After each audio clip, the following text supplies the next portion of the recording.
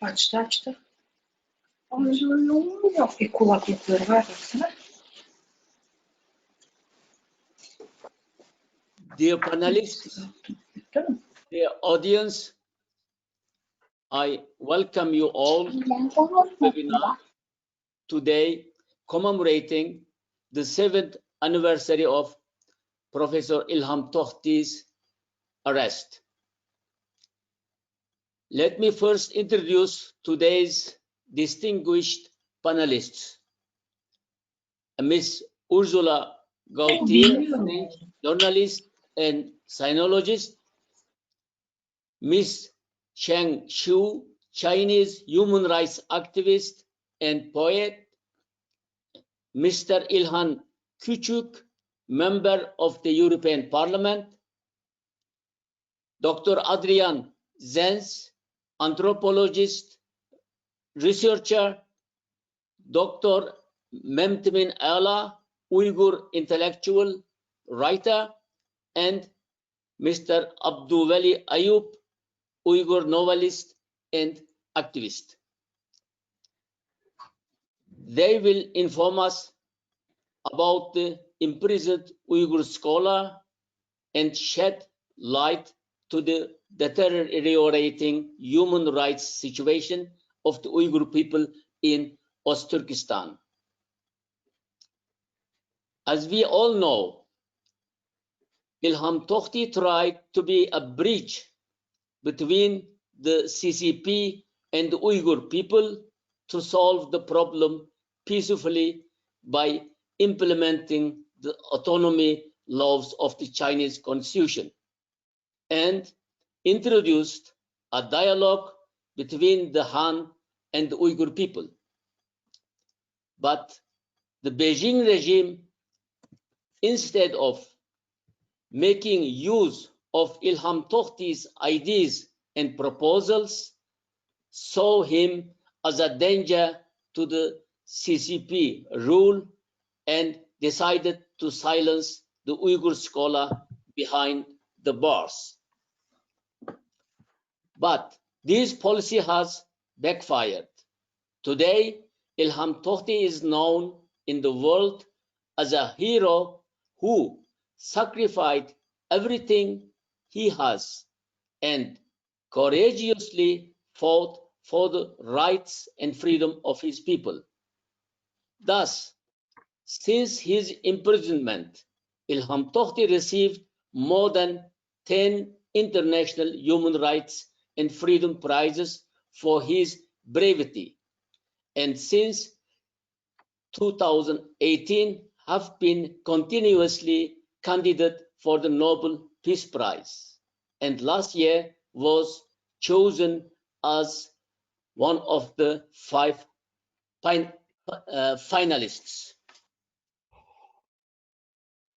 After the brief introduction, I would like to begin with Mr. Abdulwali Ayub, who knows Ilham Tohti best among us and has written many essays about him. Abdulwali also worked as a researcher in Turkey and studied in the US. Afterwards, returned back to East Turkestan to promote national education and mother tongue. Abdulwali himself used to be one of the Uyghur political prisoners some 7 years ago. After his release from Chinese prison, he managed to flee the country. He is one of the famous Uyghur writers abroad. Now, Abdulwali, you have the floor. Hi, everybody.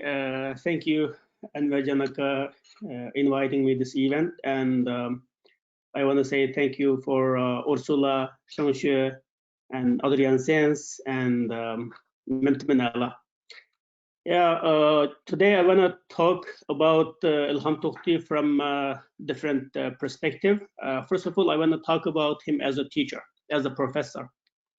I know him, first I knew him in 1992.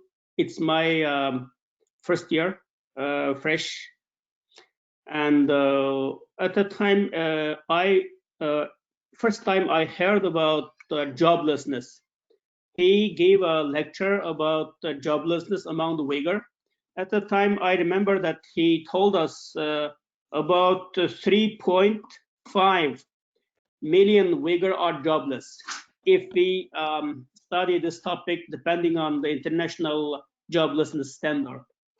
At the time, I thought that the poverty of Uyghur people originated from this joblessness, this issue. And the second, when he taught us Xinjiang economy, at the time it called Xinjiang economy, Xinjiang Jingji, and he compared the Xinjiang economy with Uzbekistan. Uzbekistan famous with the cotton, and our East Turkestan also famous with the cotton. And but the problem is this cotton will need a lot of water, but we don't have enough water. Because of this cotton issue, in Uzbekistan, it happened ecological disaster, like desertification happened. And Ilham Tohti related this topic to Uyghur, and he said that desertification in East Turkestan, it's because of this cotton field, because we don't have enough water, and we have only the Tarim River long, and two sides of the Tarim River, we have a long and quite big cotton fields. And at that time, I thought that he introduced us colonialism, because I haven't heard this concept before. He told us that what Soviet Union did in Uzbekistan is colonialism, and what Chinese government is doing in East Turkestan also the same. If Chinese government see this part is their integral part, they shouldn't treat these people, this area, this province like this. It's deliberately pollute the area, deliberately put people to the poverty, and marginalize Uyghur people through this economic ways. And then he encouraged us to participate in the society. And at the time, my major is linguistics, and he asked us to study law, sociology, and anthropology. And he said that we need politicians, we need economists, we need anthropologists, we need sociologists. In that way, you can understand Uyghur well, and you can provide some solution. If you only study the literature or linguistics, it's very theoretical, and you cannot communicate with the society, and you cannot provide your contribution to your society. It's better to learn different topics, different majors, because at the time in Beijing, like most of the Uyghur students are studying literature, Uyghur literature, Chinese literature, and linguistics and ancient scripture 1,000 years ago. And he said that this is the topic only some group of people will do. It's not the topic like majority of Uyghur youth will learn this topic. We want to face the reality, we want to analyze the reality, and we should provide some solution. After that, like some of Uyghur students changed their idea. They studied sociology. For example, that Abdurrashid Harluk, he studied sociology in Ankara, Hacettepe University. And another Uyghur student, he studied economics, Dulkun Qadir. He's quite famous in Beijing right now. And he encouraged other Uyghur students to study different topics. For example, that at the time, one of one of my friends studied law, and then now he's a PhD of Chinese law. So he encouraged us to study different topics and analyze Uyghur issue, analyze problem of Uyghurs with the different perspective. And the second I want to talk about why Ilham Tohti participated this human rights issue. I think 2001 changed the world. September 11th attack changed the world. Chinese government used this anti-terrorism in the world, used this as a pretext and blame Uyghur as a terrorist. Because of this propaganda, Uyghurs in Chinese cities like Beijing, Shanghai, they were targeted. It makes Ilham Tohti think, what should we do? Not only as a scholar, as a Uyghur intellectual, what should we do? What can we try? What can we do more? I think that's why Ilham Tohti had his website, Uyghur Biz, in 2005. And yeah, I forgot something to tell you, that Ilham Tohti also a businessman. Like now, we mostly talk about his human rights activity and his scholarship, but we less mentioned that side. He is a jade businessman. He supported his website and his colleagues in Uyghur Biz through his own money. And Ilham Tohti built this website in 2005, and I started to write to this forum in 2009. And at that time, he organized some Uyghur elites. For example, that Ghairat Niyaz, he is quite famous. He was quite famous in East Turkestan. He was a writer, write in Chinese.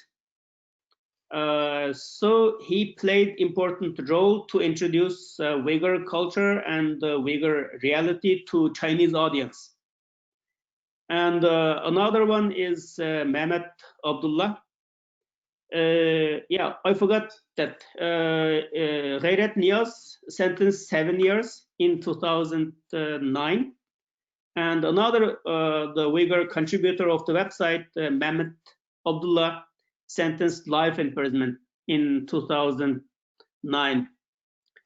And his website after 2005 become very popular. And one of the contributor are in Turkey right now, Mentimen Hazret. He also attracted contributor from different countries and from different ethnic group. For example, that he has some contributor from Yi ethnic group and the Mongolian and some Manchu. So through his website, he organized not only Uyghur, he organized other ethnic group, and he developed this idea. Not only Uyghur issue, it's also the issue for Uyghur and the Mongolian and the Tibetan and Yi and the Manchu. And so his website attracted different cultural background, the people from different cultural background, different political view, and different ethnic group. Because of this, he targeted in 2009, arrested about a month, and he released after more than 400 scholars signed and the petition, and after that he released. He's from this perspective, he's quite qualified activist. He organized he the first is he built the platform, and then he organized the people, and then he developed the idea.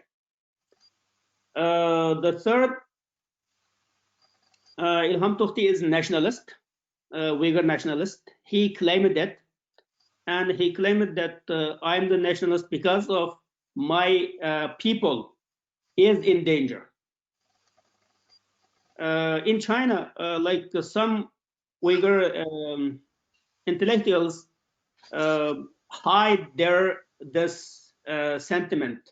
Like it's not, some of them, it's not easy for them to claim that I'm a nationalist in China, especially in like 2010, 2011, at that time. But he said that, yeah, I'm a nationalist because of my people in danger. I want to solve this problem. I want to like organize my own people. I want to encourage my own people with this, my nationalism, and I want to face the problem with my way. So he is a nationalist, and he promotes nationalism, like Uyghur ethnic nationalism. He attracted students in Beijing. Like he started his lecture in 1993 actually, and then he keep giving lecture until 2000, I think until 2013. 2013, yeah. His students now in Turkey and in Germany and in the US, some of them are very active and promoting this human rights and Uyghur rights issue. So, yeah, Ilham Tohti played important role in Uyghur society as a scholar, professor, and as bridge between Han Chinese and the Uyghur. And he also played important role to awakening other ethnic groups to work together with Uyghur. Thank you for listening. Thank you, Abdulwali. There is one small point he mentioned about Ilham Tohti being a nationalist. So I wanted to say something as one person who lived for a long time in Europe. It is more than 45 years now. The word nationalism in Europe means something very different than what we mean and what Abdulwali meant. Many of you know in Uyghur, we say millet perver, the one who loves his people. Millet perver, vatan perver. I think Abdulwali means that he was a millet perver. Ilham was a millet perver. So in Europe, especially after World War II, in Germany, the word, the expression of nationalism has a very negative meaning. So, I mean, you scholars, you panelists, you know much better than me. But for the to the audience, I would like to add that Abdulwali meant he was a man who loved his country and his people. Thank you, Abdulwali. Yeah, thank you. And now Miss Ursula Gautier. She is a French journalist who worked long in Beijing and visited East Turkestan perhaps many times. I don't know how many times. In 2015, she was expelled from China due to her reports on the Chinese repression of the Uyghur people. As we remember, at that time, the Chinese Foreign Ministry spokesman claimed that she supported terrorist activities. Yes. Now, Ursula, you have the floor, please. Thank you, Anverjan. Thank you. I'm really honored today to speak about Ilham Tohti, that I met in Beijing while he was in Beijing in his apartment, dependent from the Minzu Daxue, the Central University for Minorities. And I met him twice there, and he was really always ready to meet the foreign journalists. I mean, any journalists, but no Chinese journalists asked to meet him, I think. So I talked to him about what was going on in Xinjiang and what was his situation, because the first time it was in 2010, he just came out from the difficult time in 2009 when he was arrested, and then he was released because of the international pressure. He told me that it was okay, and that in fact, he went back to his work, and he still had many students in the Central Minority University. He went back to his teachings.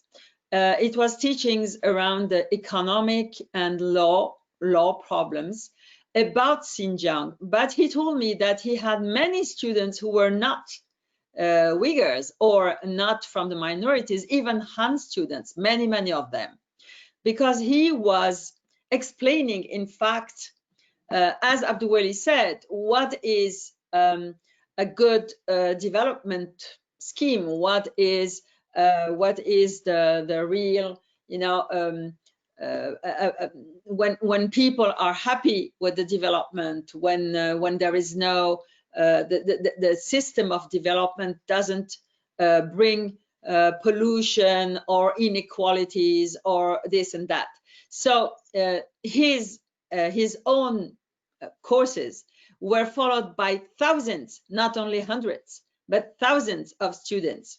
Some were there physically, but not in the class because there weren't enough place. So they were in the outside and hearing with whatever people were recording, etc. Some did even record on video, and then they put it on websites, and many people would look at it and get back to him. He also dared to talk about other topics which touched to any kind of student. For instance, about the censorship. He would talk about those topics that other teachers did not touch upon. So it seems that he was a very appreciated teacher by many students, and maybe that is also one of the reasons of his arrest. The fact is that his influence was going beyond, certainly beyond, the Uyghur students in the Minzu Daxue. He had a very important influence on the thinking of many students beyond the Uyghurs. I remember also that he told me that his personal situation was very tense, that he had always, policemen coming and telling to him, you should be careful, you're talking too much, you should be careful of what you're saying, you're meeting foreign journalists, you should not, etc., etc. So he felt that it was a very big pressure, but he had to do it. It was his duty. He had to do this because he said, if an intellectual like me, with my stature, with the recognition that I have, if someone like me doesn't speak up about what's going on in Xinjiang and elsewhere, in fact, then who can do it? Who can have this kind of speech? And then if someone like me is silenced, then we know that the extremists will have, all the way to propagate their extremist views. And that was also one of the things that he was very wary about. He said that, in fact, the way the Chinese government was treating the movement, the claims of the Uyghur people for their own language, for their own tradition, for their own religion and everything, for their cultural autonomy. The way the Chinese government reacted was fueling the extremists inside Xinjiang. He said there is no Xinjiang-born terrorism. Although terrorism is something that is a reaction sometimes. He didn't speak about terrorism per se. He said violent outbreaks. It was a reaction to the way that the ordinary people were treated in Xinjiang. And he said that everything should be clear. And that's one of the things that he developed in his courses, in his teachings. What is terrorism? When it comes from, where it comes from, what can be qualified as terrorism, etc., etc. So it was a very daring teacher, in fact, and he was also a daring person to be interviewed for the journalists. So I was very impressed by him, and I felt very deeply the kind of unbearable situation in which he was.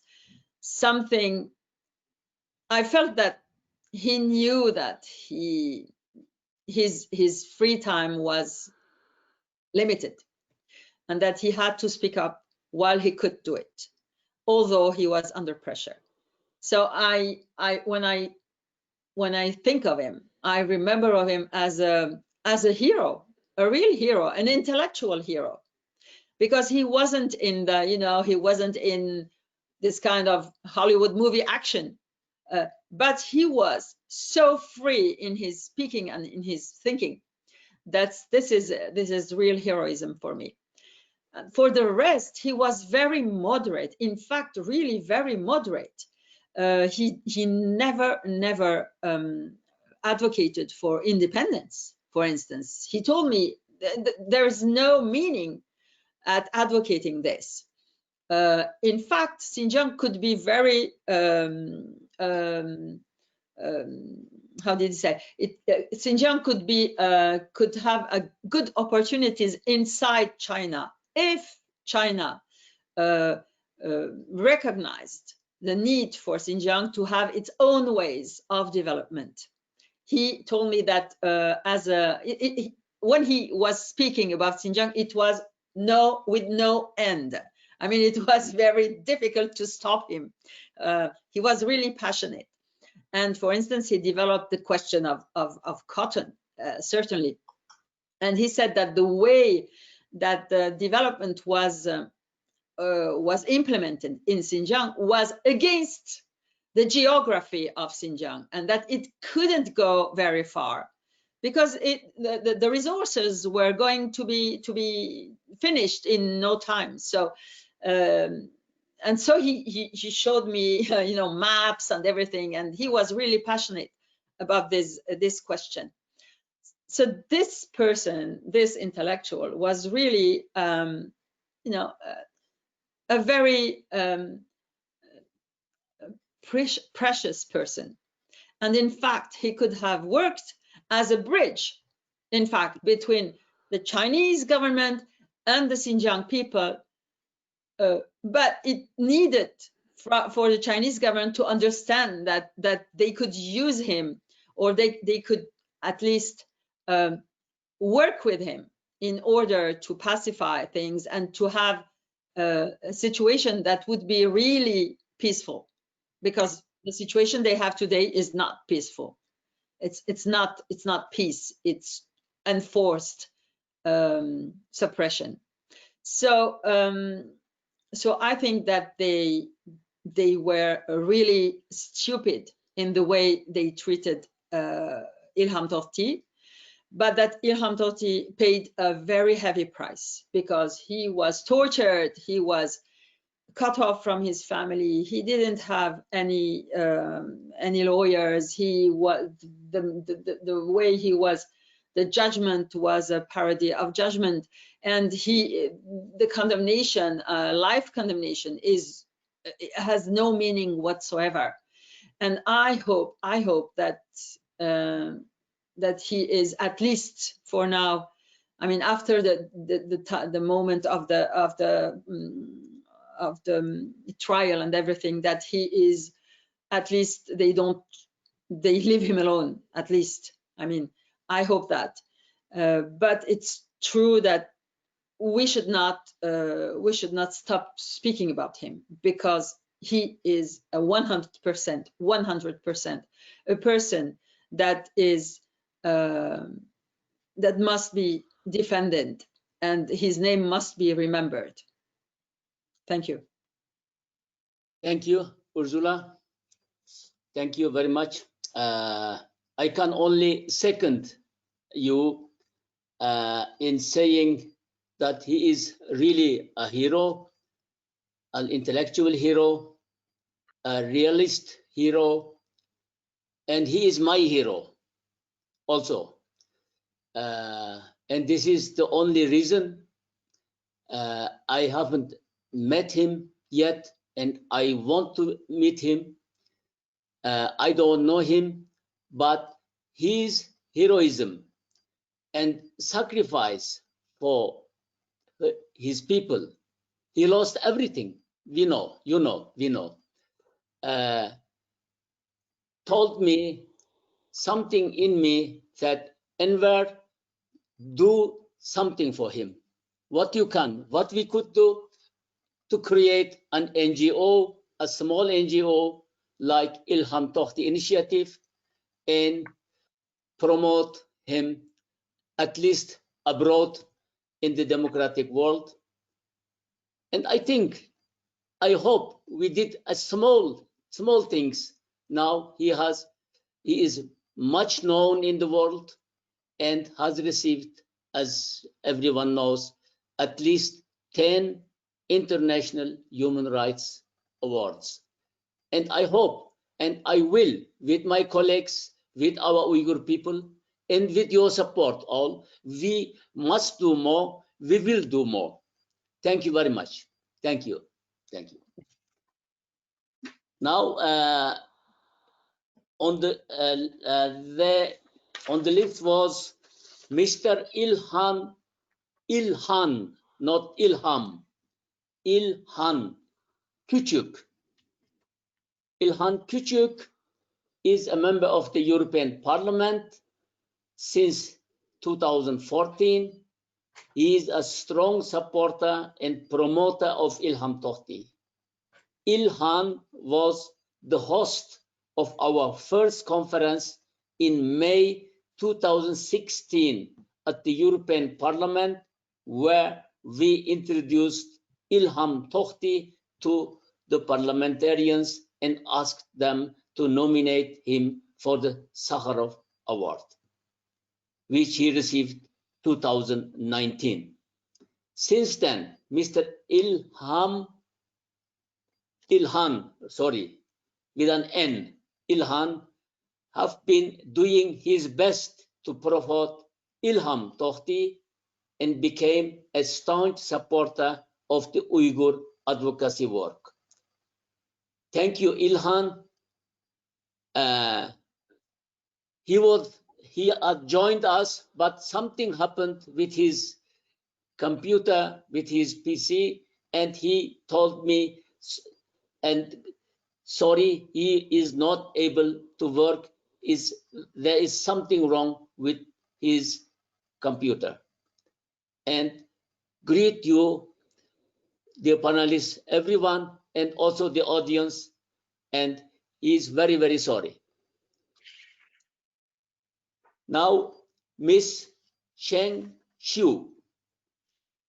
She is a Chinese-Canadian journalist, poet, writer, and human rights activist. The award-winning writer who left China for Canada after the Tiananmen Square uprising and became one of the world's leading advocates for Chinese democracy.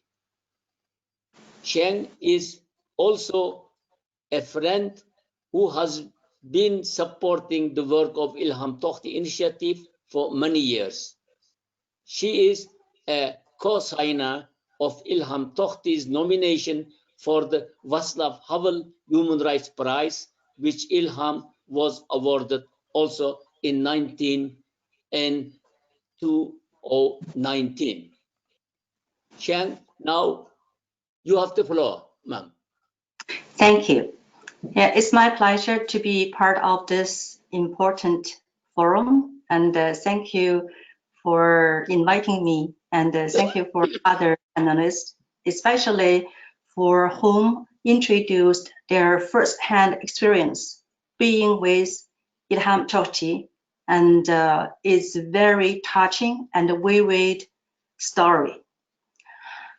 Last night, I posted a tweet to introduce our web conference today. I wrote, Ilham Tohti, the Uyghur economist, has been in prison for 7 years. When the CCP imprisoned the moderate regional Uyghur scholars who promotes dialogue, communication, and cooperation, it was the clear sign and the warning of the following Holocaust. Even though many people knew there was not enough power to stop the CCP's tyranny from doing the evil thing. Just like Hong Kong today, the whole world is watching Hong Kong think. Then there was a first turning point in the past 2 years. The CCP showed panic and anxiety, but at the same time, several forces opened some other battlefields. That's what I understand for today. First, I want to say that the CCP has already started a war in East Turkestan long time ago. I have used East Turkestan, Tibet, and South Mongolia as examples in some of our international PAN conferences. And I said, the fake peace under tyranny is more horrible than in the war. Why is that? Because the situation in East Turkestan, people has no weapon, nothing in hands to resist, but the state machine just pressed on all people. Either people could choose to obey the ruling or to be locked down in concentration camps or be killed. And the situation actually is not started from today or from a few years ago, or even from the arrest of Ilham Tohti. Before Ilham Tohti was caught and thrown into prison, not many people believed that he would be caught and sentenced to life. Before the concentration camps were exposed in large numbers, not many people believed that the CCP was building concentration camps in East Turkestan.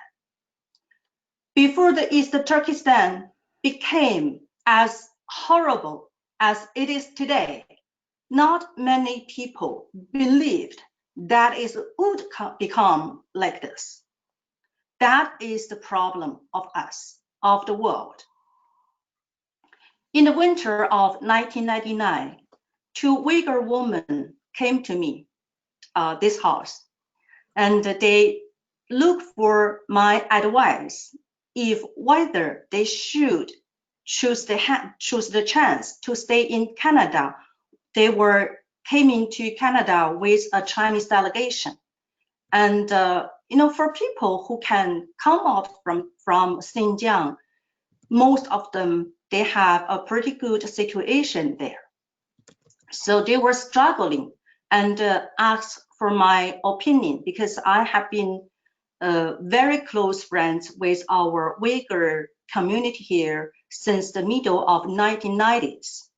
And I said to them, I said, I know you are struggling because you feel very, very hard to live the life in Xinjiang, to live your family back there. But there will be a horrible thing. There will be a massacre altered if ever the Chinese Communist Party has their rulings crisis or in the need of their political means. So if you come to Canada, if you stay in Canada, then you will give your children, your next generation, a chance to live in a democratic country. But if you go back to China, then you need to understand that you are taking this challenge. So they decided to stay, and I helped them to obtain their status in Canada. They lived with me, with my family, for a year and a half. And why I understood that the Chinese Communist regime will have massacre in Xinjiang, because the Chinese regime have massacres everywhere when they need. And the people in East Turkestan are the first enemy to the regime, because people in East Turkestan, they don't bow to the ruling party, and they don't want to totally obey to the ruling party. So the Chinese communists, they understand this very well. And people shouldn't have this kind of fantasy on the Chinese Communist Party. But still, many politicians today have the fantasy thinking about the Chinese communist. That's why, to allow the Chinese communist to be stronger and stronger and richer and richer, then until the arresting of Ilham Tohti, the whole world couldn't do nothing to stop it. And like today, when we know there are concentration camps holding millions of people there, what the world could do, that is exactly the very, very sad thing, is that there is no power could be strong enough to stop this kind of evil actions. And so I understood the Chinese communist since I was very little, thanks to my parents, and they educated me about the evil of the Chinese regime. And I witnessed the Tiananmen massacre before I came to Canada. And I arrived in Canada August 20th of 1989. Then the Chinese government, they never allowed me to go back to my hometown. And they understand who I am. So I feel I'm very honored. And I started to be part of the Uyghurs community's activities in Toronto, Canada, since the middle of 1990s. I think it was 1996 or 7, something like that. And I tried very hard to introduce my Uyghur friends to the community in Canada. And I hold a party September 9th of 2000, and to introduce our friends, our Uyghur friends, to medias in Canada, and to be more, I wish that the situation in East Turkestan can be much more concerned, because in those years, not many people knew about the situation of Uyghurs. Even some people, they don't know there is an ethnic called Uyghurs. And so for a long time, I tried to tell people that the situation in Xinjiang, East Turkestan, is very, very dangerous. And the Chinese government, they will for sure to have massacres there anytime when they need that they started. So when I talk about the situation in some international conferences, sometimes I feel very sad, because people still don't believe it. People just don't believe it. They think, it's 21st century, and how could there be concentration camps on our planet? There are a lot of other crises that need people to pay more attention, like the global warming, something, when people talk about the animals' rights, and so many people in tears, but they cannot see the people, how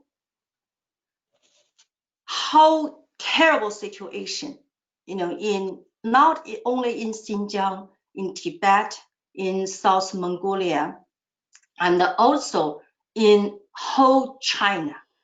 It's hopeless, but what we can do, what we should do.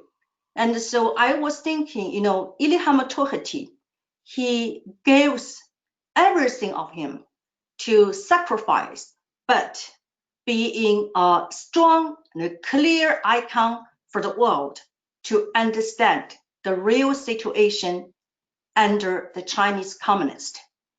And thank you for Anwar to launch this action to establish the Ilham Tohti's initiative, and to make a lot of awareness of the whole world to know about Ilham Tohti, and of course the situation of Uyghurs. And I was thinking what we can do. There are many small things that we should do. Of course, there are big things we should try.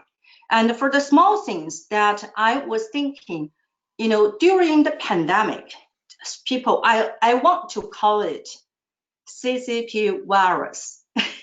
I don't know if other people don't agree. Anyway, since I was given a mask like this, I was given this mask by my friend here.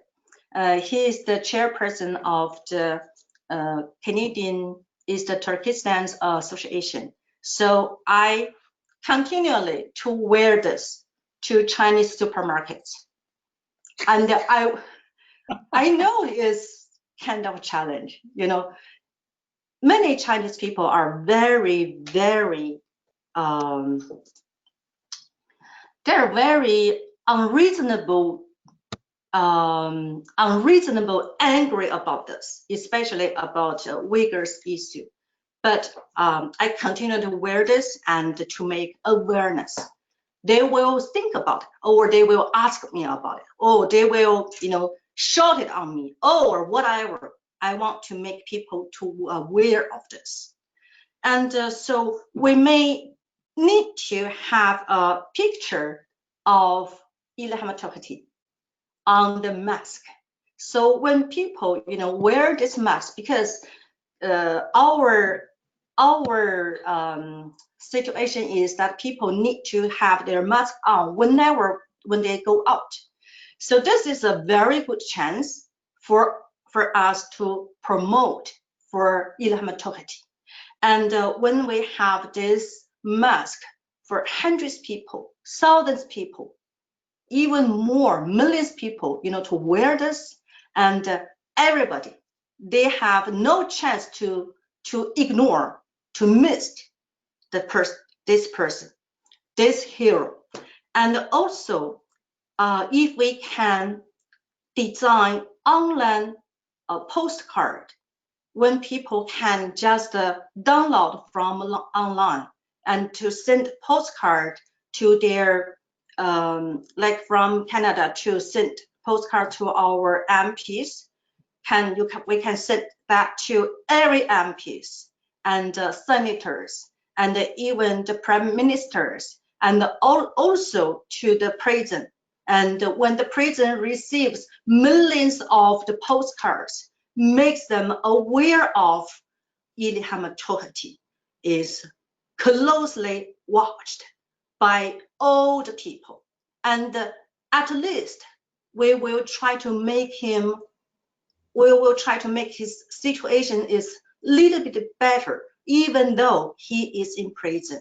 Because I have been doing this for so many years, for 30 years, to write greeting cards, postcards to those people who are in prison, and to write to their families. And I started from 1991. And also we can have online petition, is non-stopping petition. People can just download from the internet, and when they think about this, when they learn about this, they can use this to send to their government, to send their politicians, and to make Ilham Tohti be a hero, not a very alone hero, but a very popular hero that knowing by everybody. And this may be, small, but it can be large effects. And also we could have a petition letter be ready to the Chinese new government, maybe in a few days, and to ask them to speak on the Ilham Tohti's issue strongly. And this is a good challenge for them, I think. And there are a lot of things that we can do and we can try. And I strongly believed, especially after Hong Kong being totally controlled by the Chinese government. And we need a very strong and very solidarity force from international community to stop the Chinese communists from doing the evil thing. For people there, for people in the concentration camp, they just, if they resist much, they can easily lose their lives. So we cannot encourage them to do this, but we could do this. We should do this, and we must do this. So I respect Ilham Tohti very much because he was always on the front line, and he was fighting from, use his freedom and even use his life. And we should be much more stronger than people in the front line. And at least we are safe here. And when we are stronger, and they could have some room to practice and to promote their ideas. And even when they want to have some kind of negotiation, they could. If we stayed up, doing nothing, then there won't be any success for people at the front line. And for the Chinese communist regime, I always calling people, don't have any hesitate or fantasy thinking about it. From their nature, they are the evil. They are the evil. They only do the evil. It's for 72 years now. It's for 72 years now. That's enough. Enough is enough. We cannot compare this, from some ancient time. There was ancient time. People didn't have what we have today. And for the so much civilized time and the world, people just cannot, to leave the Chinese communist regime to do the evil for so many years and so much. And we can imagine if there's one thing could ever be done in a democratic country, there will be a crisis. But the whole world just keeping watching and, speaking is not enough. So please, we try our best to do the lobby to our government, whatever you are and wherever you are, to make the Democrat bodies to understand that China is not a normal country. The Chinese government is not a normal government, and the CCP is a terrorist state power that need a special way to deal with them. And the whole world cannot allow the Chinese communist regime to just walk in our international community without any, limitation of human rights abuses. It's been too long. And I learned about many of our international organizations, especially the sub-organizations of United Nations, are being controlled by the Chinese government. That is really a threat to us. So we need to try our best to do something bigger than the postcard and then the mask. So we try. And thank you very much. We need to keep that in mind when we want to have a free East Turkestan. And at the same time, we need to have a free China. Otherwise, there won't be a free East Turkestan. Thank you very much. Thank you. Thank you. Thank you, Xiu. We need a lot of friends like you. And I am also a witness of that you have been conducting joint actions with the Uyghur community in Canada for many times. And let me mention while we are here that Sheng came, flew into Strasbourg 2 years ago just to see how Ilham Tohti received the Václav Havel Prize. She came with her own money. She spent many days on her way to Europe and back just to show her solidarity with Ilham Tohti and solidarity and support for the Uyghur cause. Thank you very much. And thank you for your advices. I will be talking to you, of course, to discuss how we can do better in the future. And me also, we need your advice further. Thank you very much. And I lost my luggage that trip in France.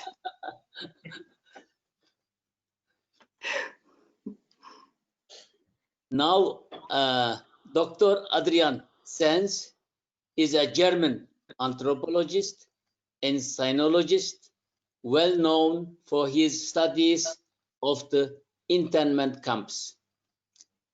He is a lecturer in social research methodology at the Evangelical Theological Institution Akademie für Weltmission and a senior fellow in China Studies at the Victims of Communism Memorial Foundation. Adrian, now you have the floor. Well, thank you, Enver. Thank you for inviting me to this very meaningful event. It's my privilege to be part of this panel, and all the more because I hold no personal knowledge of Ilham Tohti. I never had the privilege of meeting him, and I will be speaking a little bit about the wider context and also the reasons why Ilham Tohti's efforts were doomed to failure, unfortunately, in the context of China's policies. Now, we all know that Ilham Tohti was a bridge builder. He was concerned about the breakdown of trust between Han and Uyghurs, especially after 2009, the Urumqi riots, advocating for mutual understanding, for cultural respect. He very aptly realized that Beijing was increasingly trying to rely on a logic of securitization, on police state methods, on a colonial mindset to govern the region, and that this was failing to address the underlying systemic issues of discrimination and discontent among the Uyghurs. The Chinese scholar Wang Lixiong famously has called Tohti a Uyghur Nelson Mandela for trying to bring ethnic reconciliation as the solution to the problem. Ironically, Tohti was arrested and charged for inciting a separatism that he never advocated, that he in fact opposed. He became a victim to Beijing's increasingly totalitarian approach to minority governance. Now, if we take a step back, if we look at the Cultural Revolution, where all Chinese citizens, but especially the ethnic minorities, experienced draconian oppression and violation of their rights, particularly a lack of religious and cultural freedoms. With this background, in the late 1970s and early 1980s, Deng Xiaoping realized that the Cultural Revolution and the logic of Mao Zedong had driven the nation to the brink of ideological, spiritual, and economic ruin. Being pragmatic, Deng advocated for greater freedoms for all ethnic groups. Being pragmatic, he advocated an opening up, both cultural and economic, that, however, as many of us now realize, was only ever meant to be a temporary measure, a compromise for socialism with Chinese characteristics, an opening up designed to enable the next phase of the socialist revolution.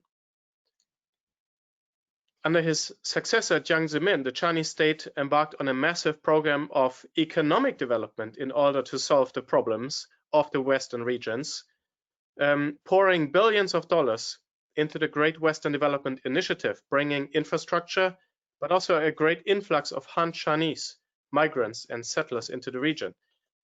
Many of the economic benefits were absorbed by the Han, although there was trickle down.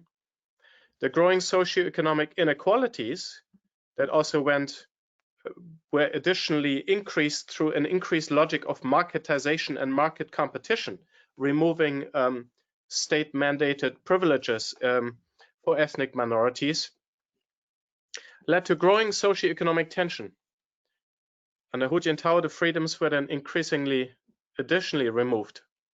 Now, the core of ethnic relations envisioned and implemented by Beijing by Beijing harks back to the late 1980s, and particularly Chinese eminent anthropologist Fei Xiaotong, who in 1989 wrote that through a long process of mixing and melding, the Han and the surrounding ethnic groups were becoming a natural ethnic entity through an inevitable historical process.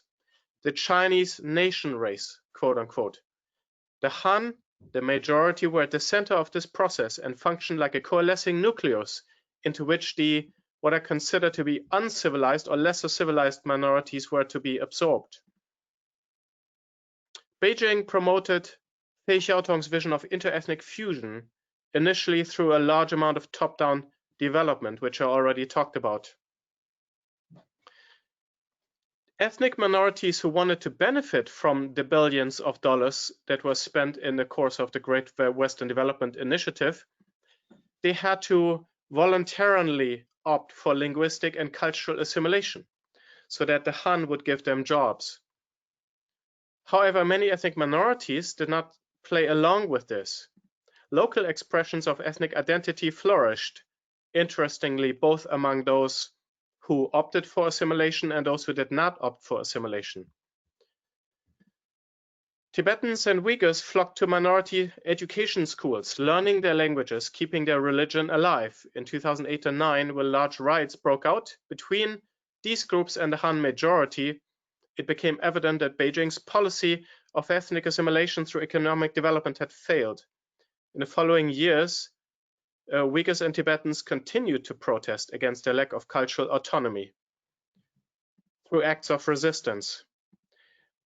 It was in this explosive context, and in this context also of shifting government policy, with Beijing trying to grapple as to how to adjust to these challenges and the apparent failure of his ethnic policy, that Ilham Tohti sought to advocate ethnic reconciliation and genuine cultural autonomy.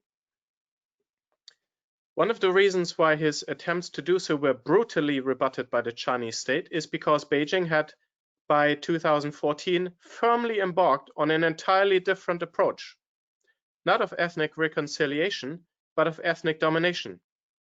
In 2014, Xi Jinping visited Xinjiang, and according to leaked documents, he ordered officials to embark on a much tougher effort to subjugate Uyghur society. The previous strategy has been to sort of pacify Xinjiang, centered on economic development. Xi now called for an ideological cure, an effort to rewire the thinking of the minorities. In his most recent speech on ethnic minority policy in September 2019, Xi Jinping has affirmed the tenets of Fei Xiaotong's theory. His vision of ethnic fusion and assimilation around the Han majority is still Beijing's goal. However, the means to achieve this vision have changed. Beijing's ethnic policy approach is no longer relying on a slow, long-term historic process of gradual socio-economic assimilation that operates on some vague macro level. It is now no longer up to the minorities whether they want and succumb to the integrationist forces of the market. Beijing's new approach to ethnic policy consists of an intrusive form of micromanagement, powered by detailed databases, sophisticated surveillance systems, and intensive social control methods. For example, with the labor transfer and training scheme, the transition between poverty alleviation and police state has become seamless. In both Xinjiang and Tibet, village work teams penetrate into family units. Cadres work, eat, and sleep with the people.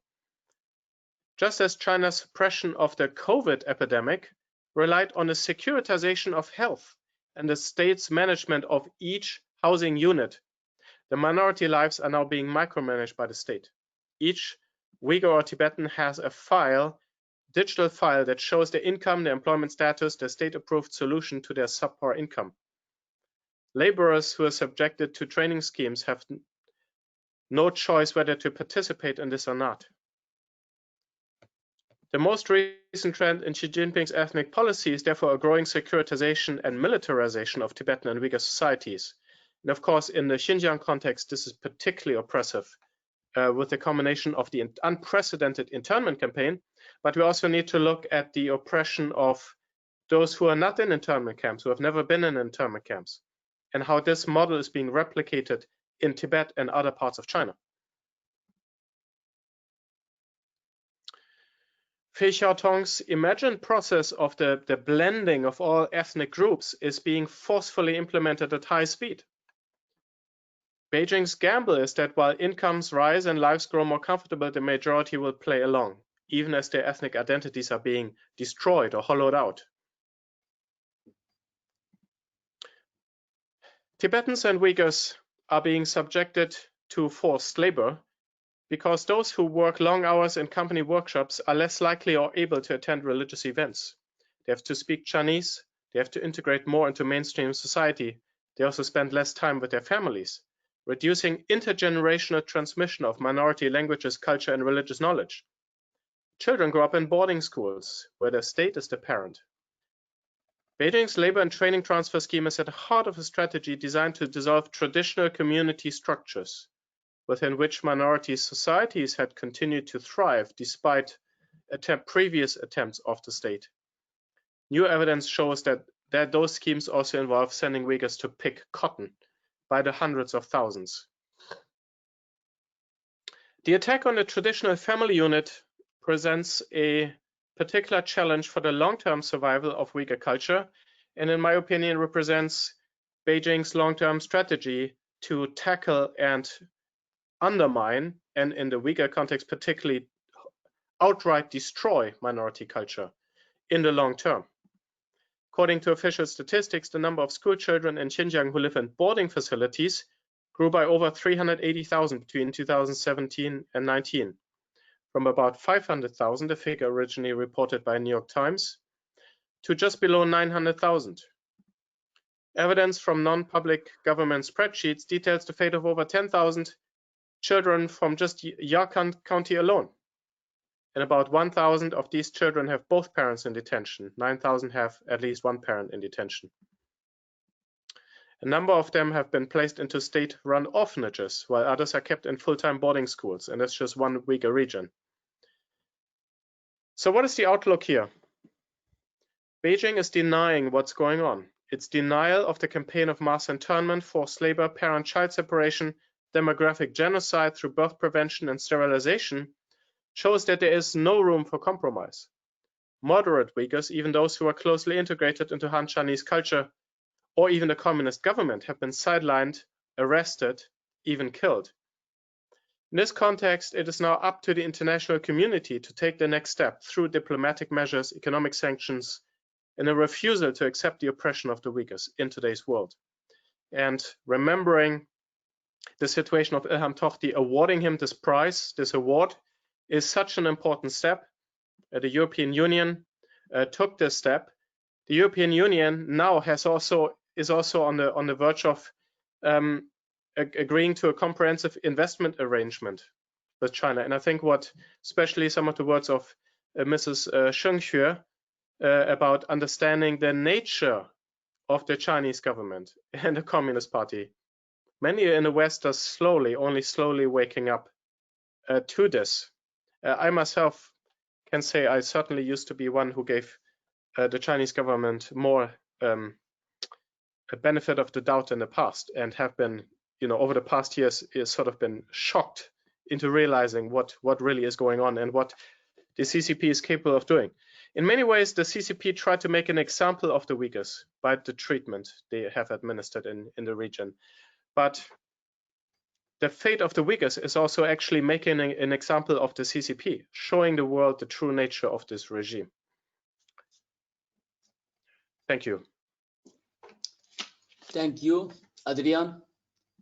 It is a pleasure having you here with us today.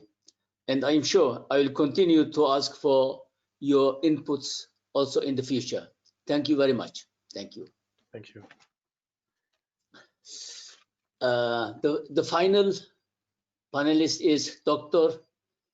Memtimin Ayla. He is a famous Uyghur activist abroad.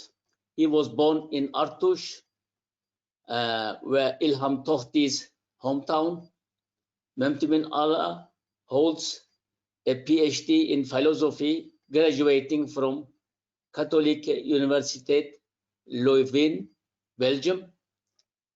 In his new book, published by Roman and Littlefield, Worse Than Death, he describes the current Uyghur genocide. Ma'am, please, now you have the floor. You have the floor. Thank you. Thank you for having me here with very distinguished scholars, activists, and writers, and you yourself as one of the community leaders. So I am quite aware of the time, so I would like to tackle some key issues related to the fate of Ilham Tohti from different angles. First of all, as you said, Ilham and I came from the same town, so he was my kind of a role model when I was a child, and my teachers always praised him to us to take him to be our role model for life, because the unanimity of the praise was almost astonishing. That Ilham was very shrewd, very clever, very creative, and very challenging figure when he was at high school. So in 1999, I went to Beijing for my visa, and where I spent some time with Ilham. And I understood his life, which was in danger, as Sheng Xue has said, and also Miss Ursula has also mentioned that part. We all know that he, at that time, he gave me the impression that he was a great thinker, but his life is in great danger. So he was, to some extent, from a pragmatic point of view, that he was a kind of like a small, at that time, it was small stone in the shoes of a CCP regime. I would describe it this way. And at the same time, he was not naive. He was extremely sensitive to the rapidly evolving nature of the CCP at that time. In 1999, the China posed itself as a soft power under the leadership of Jiang Zemin at that time. And also, it was a pre-1911 world where Uyghurs were not unilaterally categorized as terrorists. So at that very tantalizing, ambiguous moment, I witnessed the gradual deterioration of the Uyghur situation, not only in East Turkestan, but also in Beijing. Ilham was quite aware of this situation, and ultimately, I observed that he was repeatedly harassed by the Chinese security agents, and I even saw a couple of times, and he never gave up. He never gave up on his own goal, a goal of his fight against this evil system. And we all know that from history that the system is quite cruel. System is inhuman. System is faceless, and the individual human life is somehow made insignificant before the system. But Ilham wanted to make his life, his goal, his struggle, his dreams quite significant within that system. And ultimately, I got my visa. I left for Belgium, but before he gave me a ride to the airport, and I realized that I left him in that very inhuman system. I knew that his life would have many hardships, but that was his choice. He refused to go abroad, and even he went to France. He refused to stay in France to seek asylum. He knew his mission quite well, and that's why he is hero. He knew his mission. He's not like blind, like a kind of like blind or like blind heroism. It's quite conscious heroism, that he knows what's waiting for him. And also, he prepared himself for the worst case scenario. Do you remember once he said that, remember, this is my last word. If I disappear, please write it down and let others know what I have said. He knows that he may disappear one day. And then I left for Europe with a sense of like a survival's guilt. This guilt still weighs on my conscience till today, that he was there and I am here. So so in that sense, if he is my role model, and I will in many ways compare myself with him in many ways, that I am in a free world, whereas he is in the dark world, and he did what he could do, and I am also doing what I could do. And so there's a very complex personal reflections on his activity. Let me come back to the second point. So Ilham is a person, a very important intellectual within the context of autonomy system. We all know that Uyghurs and Tibetans, Mongols, and others were given autonomous states by the CCP. And this autonomous states was nothing new, because the autonomous states was emulated from what the former Soviet Union implemented. But the Soviet system was far advanced than the China system, because in Soviet system, this the 15 different there were 15 different states, not autonomous regions. Whereas when it comes to China, the states were lowered down to the autonomy states. So he was a first person that he deeply questioned the inadequacy and the failure in the implementation of the autonomy, which has still been a quite nominal. So let's look at his reaction to the Chinese government's handling of the 2009 Urumqi massacre. So he criticized the handling of the event by Nurbekri, the then the Xinjiang government's the highest level of government official. He criticized this guy, and among others, that the handling of this event was utterly inadequate. That this event was not logically considered from the causality point of view handled well. And he is the first person that questioned the political causality. What I mean by political causality. Previously, like for example, Fi Xiaotong or Ma Rong, the Chinese scholars usually justify the Chinese colonialism in East Turkestan as a civilization action, which means that the Chinese people brought civilization back into this backward or civilized or semi-civilized or uncivilized world. So the colonialism is glorified by them. So if I put it in a causality point of view, the argument is that since you are backward, so you need our colonial support. That is the argument.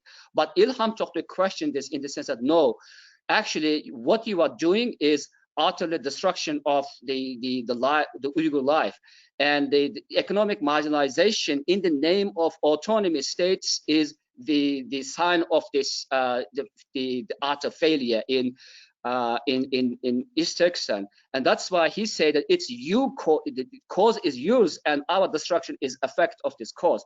But this was the great insight. I mean, the daunting efforts to question the Chinese government that it's you lie at the cause of the whole misfortune of Uyghurs, not the Azerbaijan, because colonialism has brought this. Of course, Ilham Tohti hasn't used the word colonialism because it was impossible. That's why he uses some he turned the autonomy law against itself.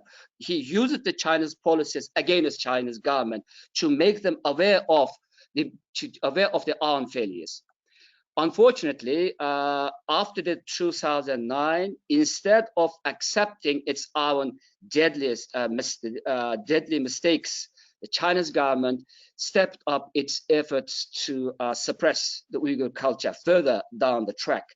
And in 2014, Ilham Tohti was arrested.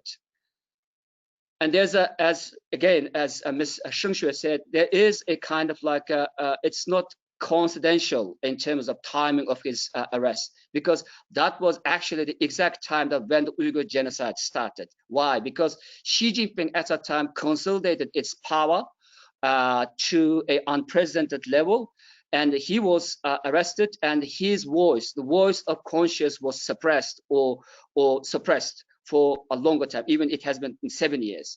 What does it mean? We all know that there are some early or middle or after signs of genocide. And there's a famous theory about the 10 stages of genocide put forward by famous thinker, Dr. Stanton, Gregory Stanton. He listed the 10 stages. But none of the stages put special attention to the suppression of the critical voices within that community, which is targeted. So Ilham Tohti's suppression is alarming sign at a time that China would take more bold and more like cruel steps to suppress other voices of Uyghurs, and these voices are the voices of Uyghur intellectuals who have been arrested or who have disappeared, who have given a long prison terms due to on the charges of being like two-faced. But Ilham Tohti's fate give us the kind of like very alarming sign, as I said. So then this voice is all the critical voices are suppressed, and from the 2016 onward, China's government has stepped up its efforts to apply this final solution to the Uyghur issue, which has been a huge political challenge for China for a long time. And the last point I would like to say that we all know that Ilham Tohti is this is kind of like quite like accepted political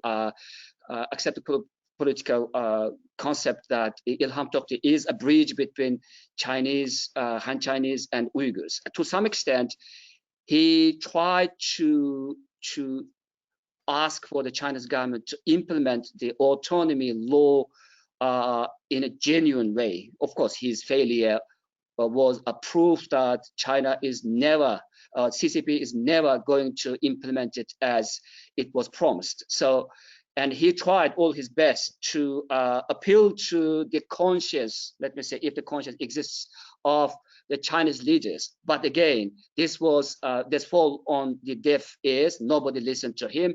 In the end, the autonomy, he proved that autonomy law is a sham. And there's no easy solution. Like Uyghurs are just like, actually it's autonomy law as a kind of cover up for China's very hidden agenda to eliminate Uyghurs in a very surreptitious way and very deceptive way. Actually, both Uyghurs and some Han Chinese, but also some foreigners. That when we say that the Uyghurs are going through genocide, and some people have questioned me that yes, you have autonomy law, but why wouldn't have you use that autonomy law? But a few people know that this autonomy law actually has acted against us, given us like a false hope, false idea that we live peacefully in side by side with Han Chinese and others. And most importantly, it has given us a kind of like a very deceptive idea that we have our political rights. But actually, we have gradually lost all our political rights under the guise of this autonomous law. So Ilham Tohti's face gives us that the autonomy is not the solution for Uyghur issue, because the autonomy law has failed. This cannot be said by Ilham Tohti, because the separatism, though he hasn't advocated for any separatism activities, but he was sentenced on the basis of the allegations of separatism. But his whole life, his failure in asking China to implement this autonomy tells us that autonomy is not genuine for Uyghurs. So ultimately, his life tells us that without freedom, without independence, Uyghurs will be doomed to disappear forever from the face of earth. And though Ilham Tohti hasn't said that, as I said, but Ilham Tohti's life has told us more than ever with this very chilling sentence that Ilham Tohti has been given. And finally, Ilham Tohti is a very important person for us because it's iconic. It has iconic personality, not only recognized by Uyghurs but also by very few Han Chinese democracy activists, as well as some other peoples all around the world. So Ilham Tohti's case must be promoted in the face of genocide, which is savagely unfolding at this stage. And so his voice of reconciliation, however failed, must be reignited, and also his political dreams of the freedom of Uyghurs, not within the context of autonomy, but within the context of independence, must be promoted slowly but surely. Thank you. Thank you, Dr. Mamtamin. Thank you very much. Let me sum up today's webinar by a quotation by Ilham Tohti. As the police was harassing him and detaining him, and they were using some violence, he said, he was quoted, "One day, even I be killed by the police, don't say that I was killed by a Han." That was an important message of his philosophy and what he suggested. So thank you all, to all of you. Thank you, Ursula, Sheng, Adrian, Memtimin, and Abdulwali for joining and updating us with your valuable information and insights. Also, many thanks to the distinguished audience. See you soon. Thank you very much. Bye-bye. Thank you. Bye. Thank you, Enver. Thank you.